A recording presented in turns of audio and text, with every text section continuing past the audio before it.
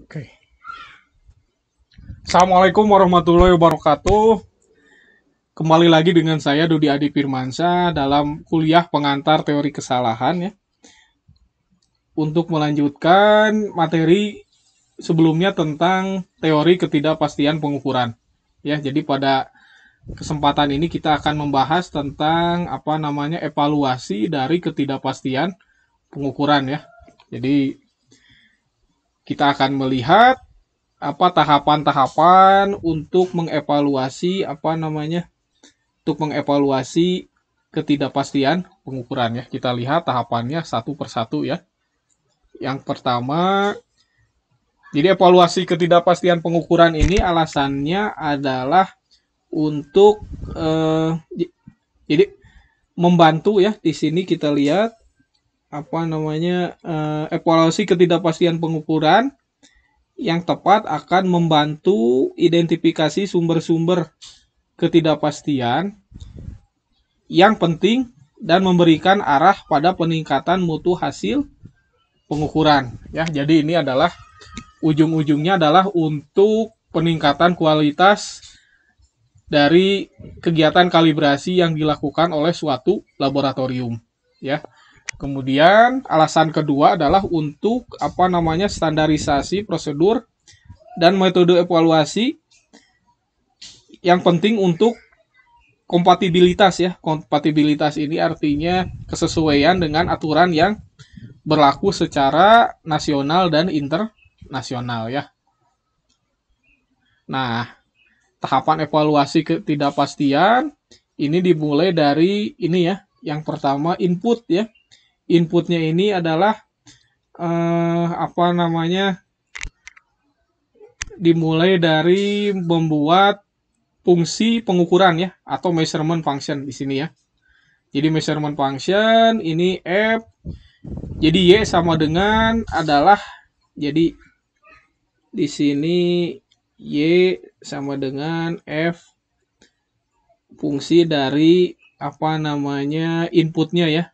X1, jadi hasil dari pengukuran ini adalah fungsi dari beberapa input ya, X2 sampai nanti Xn ya. Nah, kemudian dari fungsi ini nanti dibuat misalnya di sini adalah derivatif ya. Derivatif ini adalah turunan ya. Jadi ini turunan misalnya do F misalnya terhadap do X1 gitu ya. Ini nanti misalnya pada pembuatan atau pada penentuan koefisien sensitivitas. Nanti ya kita akan jelaskan. Kemudian nanti dari fungsi ini kita bisa mengestimate ya, estimate X1 sampai Xn ya. Kemudian nanti ada juga standar ketidakpastian ya. Jadi nanti dari fungsi ini nanti outputnya adalah estimasi atau perkiraan dari fungsi X1 sampai Xn ya. Jadi ini sebagai estimate ya. Kemudian dari estimate yang atas ini ya. Jadi dari yang atas ini nanti akan menghasilkan coverage interval ya. Nah, kemudian nanti dari seperti udah saya jelaskan, jadi nanti turunan parsial dari suatu parameter ya, itu akan menghasilkan ini sensitivity coefficient ya, atau koefisien sensitivitas ya. Jadi yang menyatakan hubungan dari fx ini terhadap suatu parameter ya, misalnya terhadap X1, terhadap X2, Xn ya. Kemudian nanti dari koefisien sensitivitas ini kita bisa menghasilkan ketidakpastian standar. Kemudian nanti bisa menghasilkan ketidakpastian yang terbentang ya, ini U ya. Jadi ketidakpastian standar ini kalian lihat ini hurufnya U kecil ya. U kecil, sedangkan expanded uncertainty atau ketidakpastian terbentang, ini U-nya besar ya. Nah, hubungan antara U kecil dan U besar nanti kita akan lihat. Kemudian nanti dari U kecil ke U besar ini juga nanti terkait dengan derajat kebebasan efektif ya. Jadi degree of freedom ya. Kemudian nanti dari degree of freedom ini kita bisa menghasilkan juga faktor cakupan ya. Atau apa namanya K kecil ya. Jadi ini sebagai faktor cakupan ya. Nah, ini adalah tahapan-tahapan untuk evaluasi ketidakpastian ya. Nanti kita lihat di contoh yang realnya ya. Jadi algoritmanya adalah yang pertama kita harus menentukan yang adalah model matematik ya. Model matematik dari proses pengukuran ya. Kemudian kita jadi misalnya model matematik, misalnya kita akan mengukur densitas misalnya. Densitas itu adalah massa per volume ya. Kemudian yang kedua adalah kita menentukan nilai yang ditaksir ya. Nilai yang ditaksir ini adalah Y tadi ya. Jadi Y sama dengan F X1, X2 sampai nanti Xn ya. Kemudian kita harus mendaftar semua sumber ketidakpastian ya. Kemudian nanti ada yang namanya evaluasi ketidakpastian tipe A ya. Jadi tipe A ini adalah untuk yang berulang. Kemudian ada tipe B ya, berdasarkan informasi atau pengalaman ya. Kemudian nanti kita akan mengevaluasi koefisien sensitivitas ya. Ini C dari suatu X1 ya, dari tadi itu dari dari turunan parsial ya, misalnya ada X1 ya. Kemudian nanti kita akan menghitung ketidakpastian gabungan ya. Ketidakpastian gabungan ini biasanya dalam bentuk misalnya yang CI jadi C1 tambah C2 ya. Jadi C1 kali U1, C2 dikali U2 ditambah nanti titik-titik CN dikali UN misalnya ya. Biasanya ini dalam bentuk kuadrat ya semuanya ya. Ini kuadrat, ini juga kuadrat, ini juga kuadrat ya. Nah, sehingga nanti dalam bentuk semuanya diakarkan ya. Nah, kemudian nanti berikutnya adalah menghitung derajat kebebasan efektif ya, atau P efektif ini ya. Nah, ini nanti kalian bisa lihat rumusnya. Kemudian nanti setelah derajat kebebasan efektifnya ditentukan, kalian akan menentukan K ya, atau faktor cakupan. Kemudian setelah faktor cakupan ini diperoleh, nanti kalian akan menghitung U besar ya. Jadi U besar ini adalah sama dengan K dikali U kecil ya. Kemudian nanti kalian akan melaporkan hasil pengukurannya ya dalam bentuk sertifikat ya.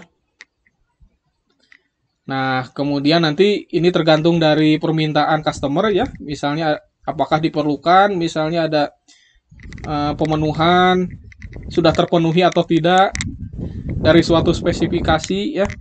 Atau misalnya lulus atau tidak. Nah, itu tergantung dari permintaan customer ya. Tapi biasanya untuk sertifikat kalibrasi itu hanya sampai ke ke koreksi misalnya. Ya, koreksi.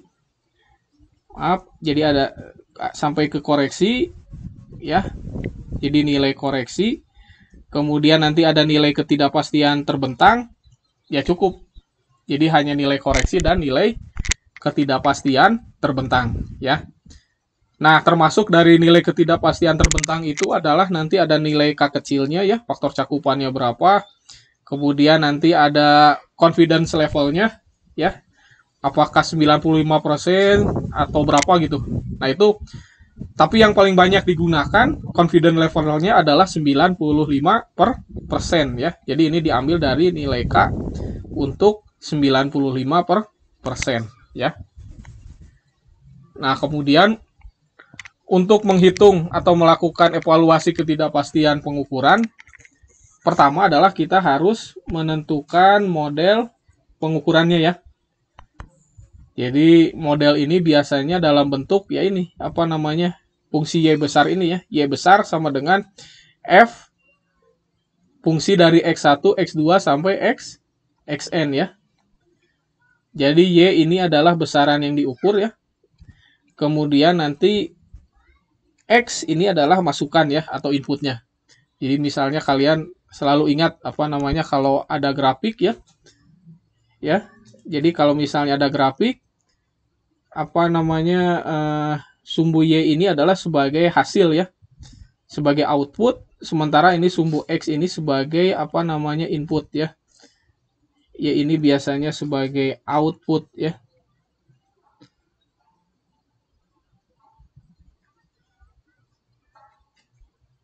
Ya, jadi sumbu Y ini adalah sebagai output ya.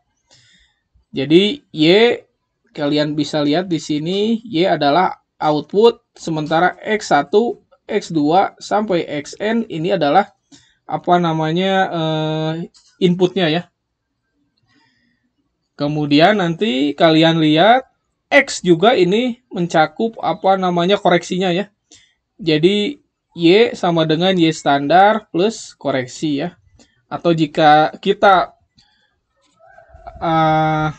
tulis dalam bentuk delta, ini adalah sebagai Y dikurangi Y standar dikurangi koreksi ya.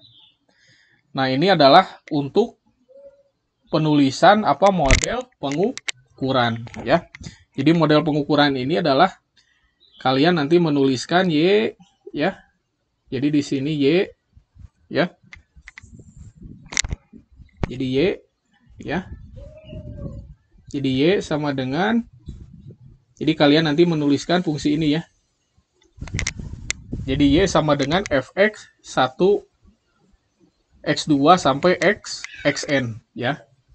Kemudian nanti model matematik ini adalah diperlukan untuk penghitung nilai besaran yang ingin diketahui ya.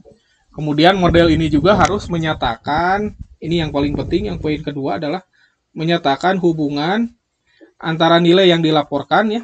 Jadi di sini nilai yang dilaporkan dengan nilai dengan data ya. Ya.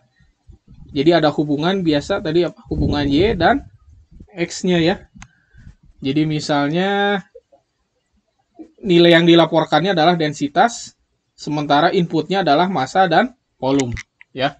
Kemudian untuk gaya gravitasi yang dilaporkan adalah gaya, inputnya adalah massa dan gravitasi ya. Begitu juga ini untuk luas dan tekanan ya.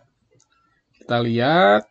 Jadi model matematik ini mengulang yang tadi. Ini adalah Y sama dengan apa?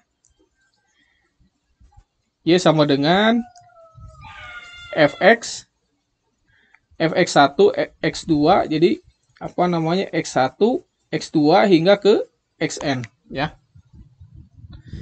Nah, komponen ketidakpastian ini berdasarkan metode evaluasinya dibagi dua ya, yaitu ada tipe A ya. Jadi ada tipe A, ini didapatkan dari statistik ya, karena didapatkan dari apa? Data berulang ya. Jadi kata kuncinya adalah tipe A ini dari data yang berulang ya. Jadi data yang berulang. Kemudian untuk tipe B, jadi ini adalah data yang berulang ya. Jadi statistik ini adalah data yang berulang.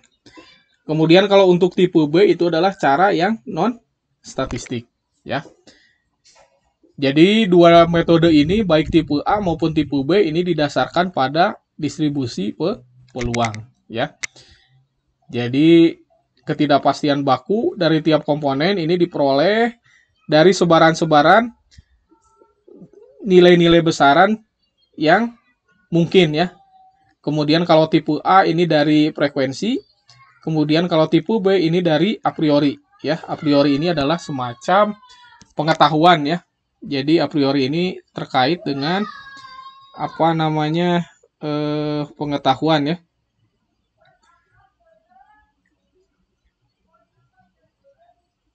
Ya, jadi ini adalah terkait dengan pengetahuan ya.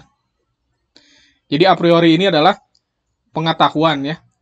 Pengetahuan sebelum ketemu dengan apa namanya pengalaman ya. Jadi kalau pengetahuan ditambah pengalaman itu nanti jadi apa kesimpulan ya. Jadi biasanya untuk ketidakpastian ini petugas kalibrasi atau lab kalibrasi wajib untuk memiliki apa kompetensi atau pengetahuan tentang besaran yang dikalibrasinya ya. Karena pengetahuan ini sangat penting untuk apa namanya untuk tipe B ya. Ya, ini untuk tipe B ya. Berikutnya untuk evaluasi tipe A ini adalah didasarkan pada apa? Pada statistik ya. Karena ini berasal dari gejala yang acak ya. Kemudian pengamatannya dianggap independen ya, saling bebas. Kemudian, nah ini yang paling kata kuncinya adalah pengukuran berulang ya. Kemudian bisa juga didapatkan dari kerapatan kebolehjadian ya. Dan apa namanya sebaran frekuensi ya. Nah, sebaran frekuensi ini nanti dalam bentuk apa namanya distribusi ya, distribusi apa Gaussian misalnya. Ya, distribusi normal. Nah, kita lihat di sini untuk tipe A yang pertama didapatkan dari apa namanya nilai rata ya. Karena datanya cukup banyak, jadi data tersebut harus dibikin apa rata-rata. Kemudian data yang banyak ini kita olah menjadi apa standar deviasi ya. Kemudian standar deviasi ini diubah menjadi simpangan baku dengan mengubah apa namanya menjadi yang namanya simpangan baku rata-rata eksperimen ya, experimental standard deviation measurement ya. Jadi standar deviasi ini dibagi dengan akar n ya. Jadi standar deviasi dibagi dengan akar n ya. Nah, kemudian bisa juga kalau datanya terdiri dari beberapa kelompok atau beberapa beberapa grup, ini bisa juga menggunakan pool ya. Pool experimental standard deviation method ya. Jadi nanti kita lihat rumusnya untuk pool standard deviation method ini ya. Nah, berikutnya dari standar deviasi eksperimental ini yang kita set sebagai ketidakpastian baku ya. Ini kemudian ya, jadi ketidakpastian bakunya adalah standar deviasi dibagi dengan akar n ya. Nah, ketidakpastian ini memiliki derajat kebebasan sebesar n dikurangi 1 ya. Kemudian kalau tipe B ini sebelumnya sudah dijelaskan, ini berdasarkan apa a priori ya. Jadi berdasarkan apa a priori ya, atau berdasarkan kalau di sini lebih jelas lagi pertimbangan ilmiah ya. Jadi di sini ya. Jadi didasarkan pada semua pengetahuan yang ada ya. Bisa dari data pengukuran sebelumnya, bisa dari pengalaman, bisa juga dari sertifikat kalibrasi, bisa dari spesifikasi pabrik. Ya, ini adalah kumpulan informasi untuk tipe B ya. Nah, kadang-kadang untuk tipe B juga divalidasi dengan eksperimen ya. Nah, ini tipe-tipe sebarannya ya, atau distribusi peluang ya. Jadi ada misalnya untuk rata ya atau normal, ini ketidakpastiannya adalah A ya. A ini misalnya standar deviasi ya. Ini dibagi dengan akar 3 ya kalau distribusi normal. Kalau segitiga ini A-nya dibagi dengan akar 6. Kalau U dibagi dengan akar 2 ya. Jadi taksiran terbaiknya adalah nilai rata-ratanya M atau nilai tengahnya. Kemudian ketidakpastian bakunya adalah U kecil. Ya, derajat kebebasannya adalah V kecil, ya. Nah, kita lihat berikutnya untuk sebaran normal.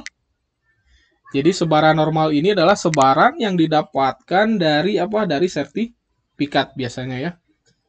Kemudian ketidakpastian bakunya dan derajat kebebasan diambil dari sertifikat ya.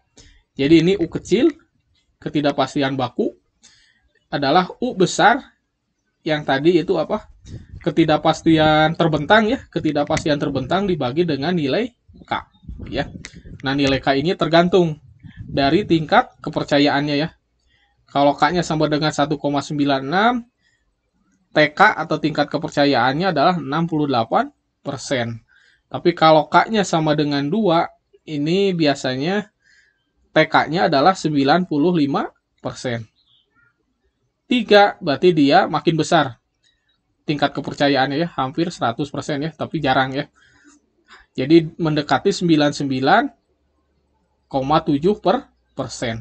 ya. Atau apa namanya 3 alfa ya. Jadi derajat kebebasannya adalah ini nanti ditentukan dari apa? T student ya. Jadi nanti kalian lihat ini ada yang namanya tabel T student ya. Tabel T student ini adalah berisi yang pertama ini nilai V ya.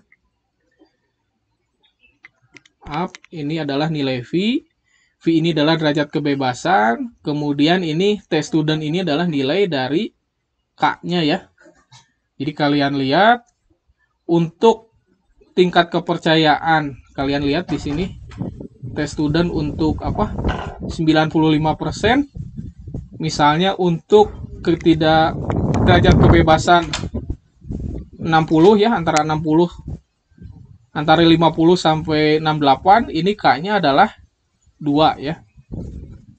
Jadi kalau ada K sama dengan 2, berarti itu derajat kebebasannya adalah sekitar, jadi derajat kebebasannya adalah di antara 54 sampai 68 ya.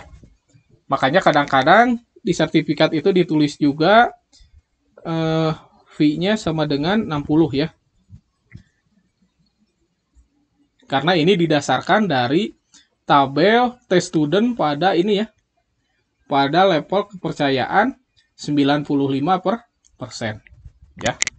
Untuk yang 68% atau untuk yang 99,7% nanti ada tabel T student tersendiri ya. Tapi yang paling banyak dipakai ini adalah yang tingkat kepercayaannya 95% ya, ini yang paling banyak ya. Next. Nah, ini sumber-sumber ketidakpastian ini dirangkum dalam bentuk istilahnya adalah budget ketidakpastian ya. Jadi dalam bentuk apa? Budget ketidakpastian ya.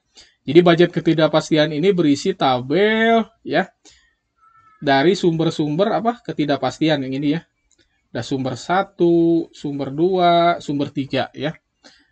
Kadang disebutkan juga tipenya, tipe A atau tipe B. Kemudian ini ketidakpastian baku ya. Jadi ini U kecil ini adalah apa? Ketidakpastian baku ya. Kemudian nanti ada nilai koefisien sensitivitas. Kemudian nanti ada distribusinya ya.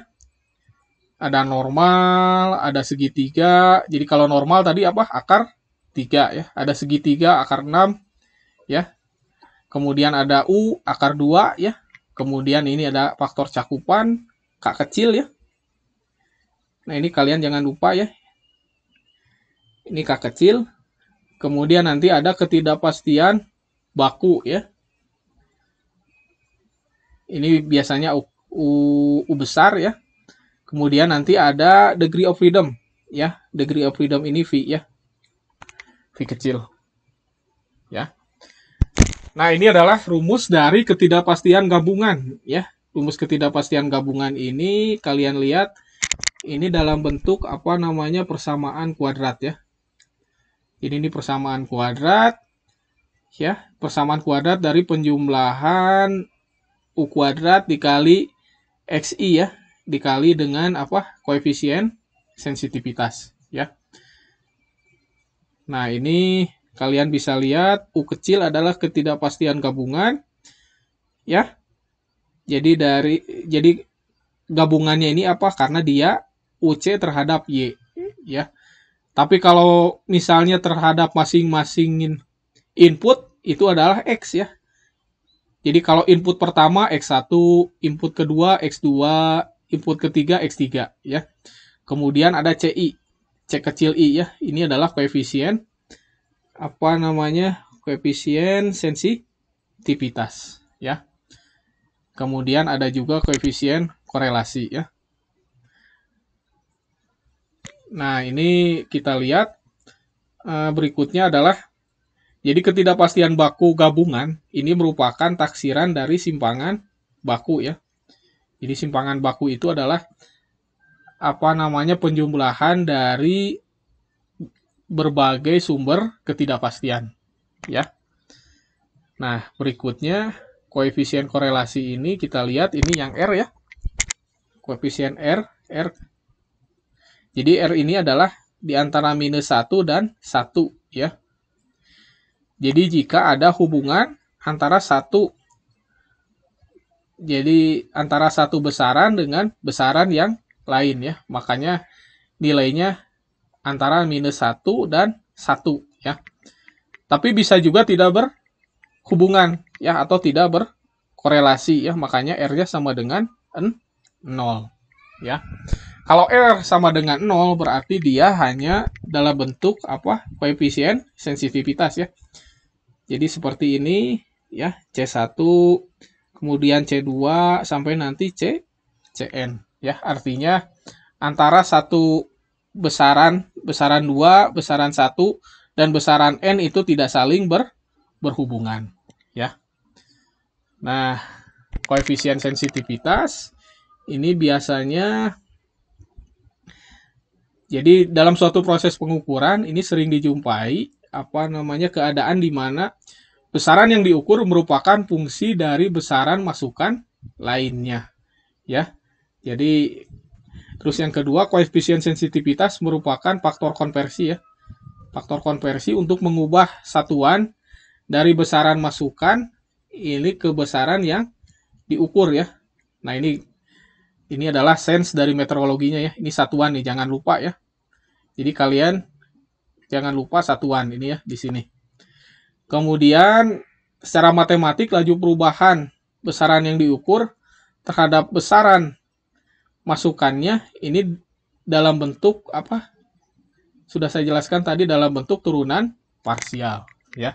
Jadi misalnya untuk densitas itu adalah rho sama dengan M dibagi V, ya.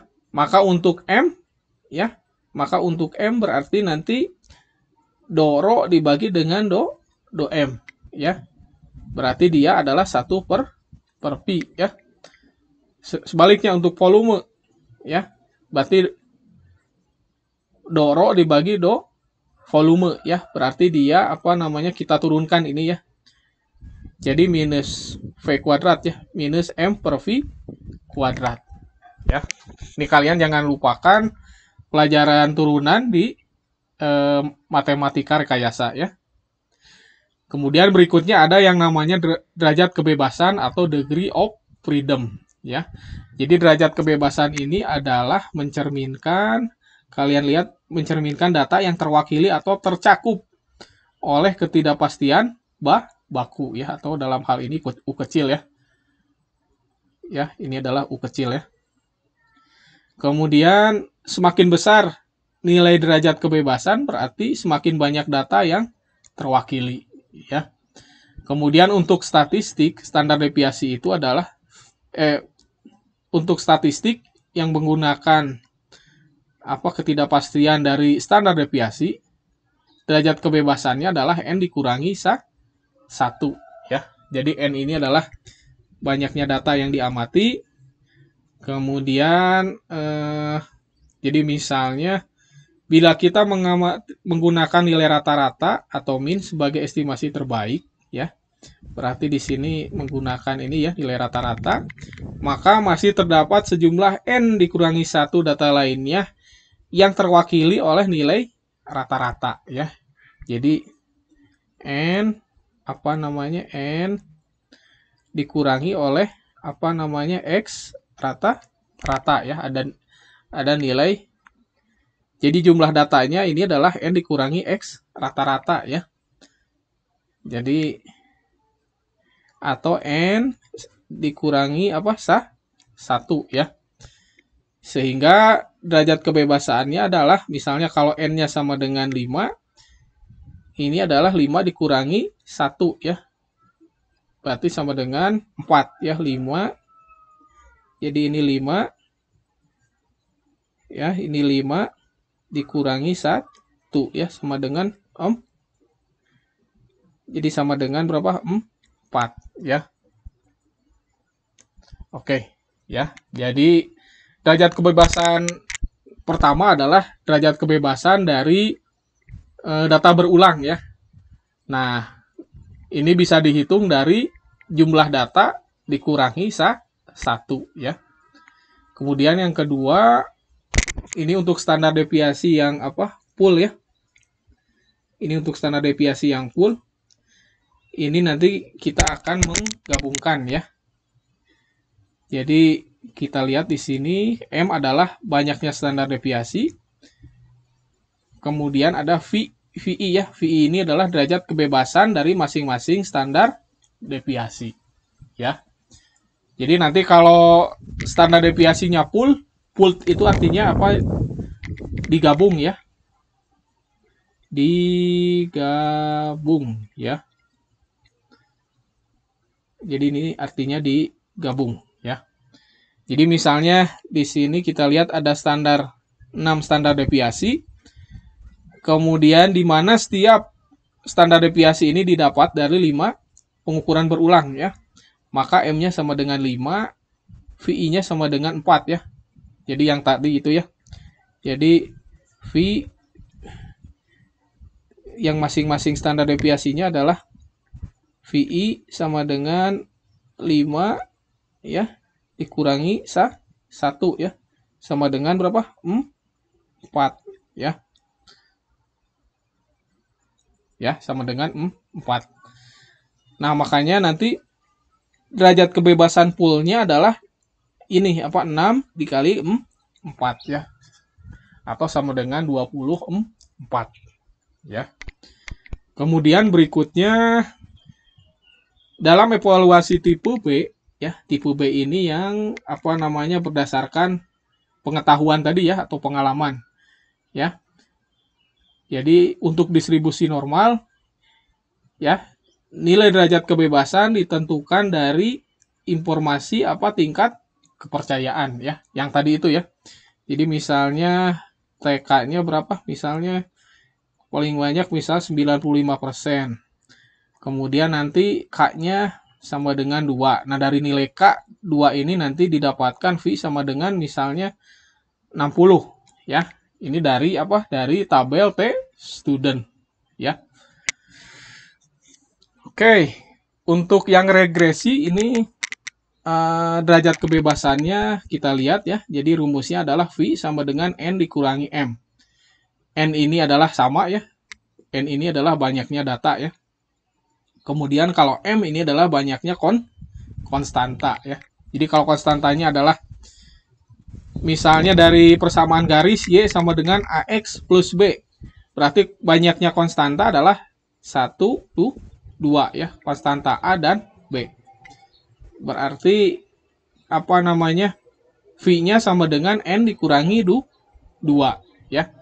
Karena M-nya sama dengan 2 ya. Karena M-nya sama dengan 2. Oke.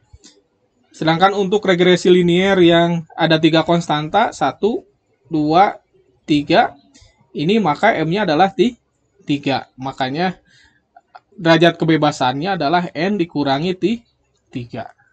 Ya, oke ya. Jadi ini adalah untuk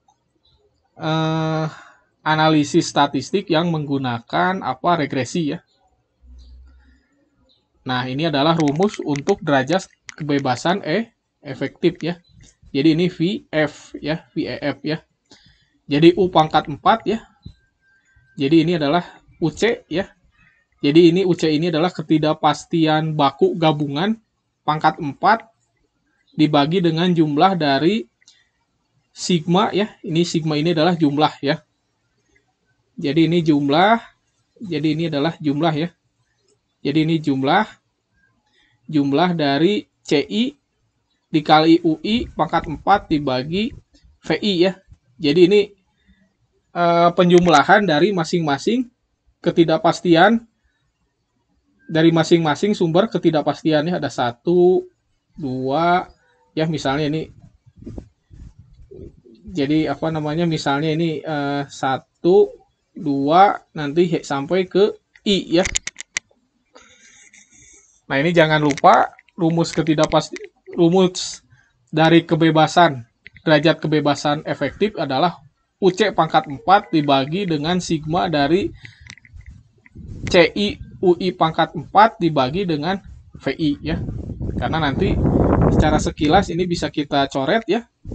Ini kalau kita coret ini sama ya. Sehingga ini nanti kalau naik ini akan menjadi V efektif ya. Ini akan menjadi V efektif ya. Oke ya. Oke, next. Nah, setelah kita mengetahui ketidakpastian derajat kebebasan efektif, berikutnya adalah kita akan menghitung ketidakpastian bentangan ya. Nah, ini atau uncertainty expanded ya. Jadi U kecil ini biasanya U besar sih. U besar sama dengan K dikali U kecil ya. Nah, ini kalian lihat ini K-nya ya. K ini biasanya dilipat dari confidence levelnya berapa gitu ya. Tadi itu bisa 68 ya. Jadi yang paling banyak itu adalah confidence level berapa? 95 per ya. 95% ya. Oke. Jadi ini adalah untuk yang 95% ya. Oke, ini yang 95%. Oke. Kemudian dalam kondisi tertentu ini diasumsikan apa distribusinya normal ya. Kemudian kalau distribusi normal maka diambil dari apa? Dari T student ya. Jadi misalnya kebanyakan lab ini menggunakan yang tadi 95% ya. Tingkat kepercayaannya ya, yang memberikan nilai K sebesar mendekati 2 ya. Untuk kebebasan efektif lebih besar atau sama dengan berapa? 30 atau 60 ya tepatnya. Kemudian untuk pelaporan hasil, nah ini seperti yang kuliah sebelumnya. Jadi harus mencakup yang pertama hasil pengukurannya ya. Jadi yang pertama ini harus ada apa? Hasil pengukuran ya. Kemudian ada ini ketidakpastian bentangan ya. Kemudian nanti ada uraian tentang metode yang digunakan. Kemudian nanti ada budget apa? Ada budget ketidakpastiannya ya. Nah, jadi misalnya nanti di sertifikat itu ada yang namanya pernyataan ketidakpastian ya, yaitu plus minus ya. Pada tingkat kepercayaan sekitar 95% ya. Selalu ini ada ya. Dengan faktor cakupan misalnya apa? Di sini tuh misalnya faktor cakupannya misalnya 2 ya. Ya. Jadi di sini ya, jadi misalnya di sini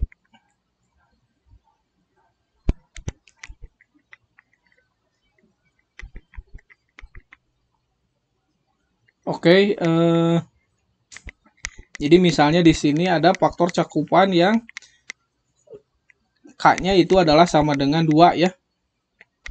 Oke. Kemudian berikutnya kita lihat di sini. Jadi ketidakpastian pengukuran ini merupakan hasil dari estimasi ya. Ini hasil dari estimasi ya. Jadi ini mirip dengan kuliah sebelumnya. Karena hasil estimasi maka hasilnya adalah angka yang tidak pasti ya. Karena angka yang tidak pasti makanya ketidakpastian ini adalah tidak boleh melebihi 2 angka penting ya. Ini ya. Nah, tetapi pembulatannya harus melihat ini penurunannya. Kalau lebih dari 5%, maka harus dibulatkan ke digit yang lebih besar. Ya, ini pernah kita jelaskan di kuliah sebelumnya, ya. Kemudian ini yang paling penting, digitnya ya. Ya, digit dari nilai hasil pengukuran itu adalah harus sama dengan digit dari U95 ya, seperti tadi ya. Berapa misalnya 200,1 plus ya. Jadi misalnya di sini apa namanya? Berarti di sini digitnya juga misalnya plus 0,1 juga ya. Jadi di sini digitnya 1, maka di sini untuk hasil juga digitnya 1 ya.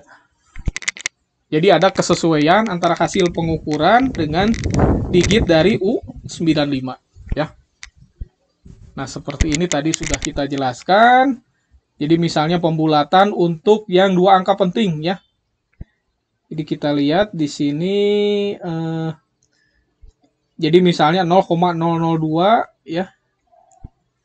Jadi di sini 0,00214 ini dibulatkan menjadi 2 angka penting ya. Berarti hanya 1 ini aja ya. Nah, kita lihat berarti 4 yang hilang ya. 4 ini dibandingkan dengan apa namanya 0,00214 ya. Di sini harusnya 0,0214. Ternyata penurunannya 1,9%. Nah, jika misalnya dibulatkan hanya ke 1 angka penting, maka ini 14 yang hilang ya. Maka 14 dibagi dengan 0,00214 ya. Ini sekitar 7%. Makanya nanti dibulatkan ke 0,003 ya. Jadi misalnya kalau hasil pengukurannya 0,9980 ya, makanya kita lihat dari digit ketidakpastiannya di sini ya. Nah, kita lihat untuk yang 2 angka penting 1, 2 ya. Berarti digitnya ada berapa? Ada 1, 2, 3, 4 ya. Di sini 4 ya. Nah, 4, makanya ini boleh dinyatakan dalam 4 angka di belakang koma ya. 1, 2, 3, 4 ya. Sebaliknya kalau hanya 1 angka penting, berarti nanti ada 3 digit ya. 1, 2, 3 ya. Sehingga nanti hasil pengukurannya juga harus digitnya harus 3 angka ya. 1, 2, 3 ya. Ini harus sesuai ya. Nah, ini adalah contoh pelaporan ya. Jadi kalian lihat di sini selalu ya, di sini ada kalimat atau pernyataan ketidakpastiannya adalah plus minus sekian ya. Pada tingkat kepercayaan 95%, cakupannya K sama dengan 2 ya. Nah, selalu itu ada ya di sertifikat kalibrasi ya. Kita lihat di contoh yang lain juga sama ya. Misalnya untuk timbangan, ini kalian lihat di sini ketidakpastiannya ditentukan pada setiap titik pengujian ya. Tetapi kalian lihat ini ada pernyataan lagi ya. Ya, di sini ada pernyataan ya. Ketidakpastian yang dilaporkan adalah ketidakpastian bentangan pada faktor cakupan K sama dengan 2 ya. Artinya ini adalah U besarnya ya. Jadi ini adalah U besar ya. Nah, penutup adalah ketidakpastian pengukuran ini harus selalu diperhitungkan untuk menentukan kelayakan dari alat ukur. Kemudian ketidakpastian pengukuran ini timbul ya akibat berbagai sumber ya. Makanya nanti mungkin akan dijelaskan misalnya oleh Pak Bagus itu dalam bentuk fishbone misalnya ya. Nah, nanti yang paling penting kalian adalah nanti kalian harus memperhatikan langkah-langkah perhitungan dari ketidakpastian ya. Mungkin next kita akan belajar langsung ke contohnya ya. Misalnya ke kalibrasi anak timbangan atau ke termometer atau ke alat ukur lainnya ya, sehingga nanti evaluasi ketidakpastian pengukurannya akan lebih jelas tergambar di kalian ya. Terima kasih. Wassalamualaikum warahmatullahi wabarakatuh.